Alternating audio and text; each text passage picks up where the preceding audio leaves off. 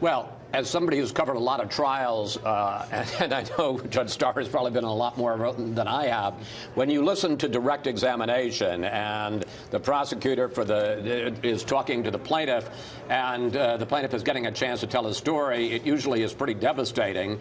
And then when you get cross-examination by the defense attorney, sometimes it turns out not to be quite as effective. So you have to be somewhat cautious in reacting to what we've heard so far. We haven't heard what Devin Nunes or his lawyer, Stephen Castor, is going to ask. Having said that, I think that William Taylor was a very impressive witness and was very damaging to the president. First of all, as you pointed out, he took very copious notes at almost every conversation. When he put quotes in his opening statement, he said those were direct quotes from what was said. It also doesn't hurt that he has a voice like Edward R. Murrow, so he's a pretty impressive presence up there, and I think very non-political. He went out of his way to talk about what he knew, what he was specifically testament to. The only thing he talked about was a strong feeling that it was in the U.S. national security interests to support Ukraine in the fight against Russia. But he certainly wasn't taking any partisan position.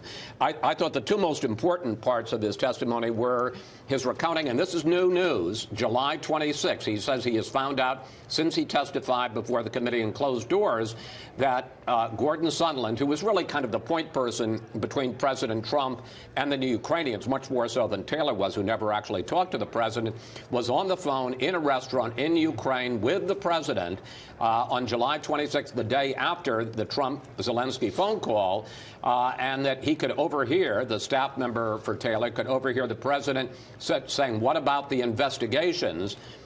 So clearly the investigations, and by that Taylor thought the investigations into the Democrats in 2016, also the investigation into Biden, that was very much on the president's mind. And then the aide asked Sondland what the president thought about Ukraine, and this is a quote from the Taylor statement. Ambassador Sondland responded that President Trump cares more about the investigations of Biden, which Giuliani was pressing for. He was asked, cared about it more than, and Taylor said Ukraine. One other exchange.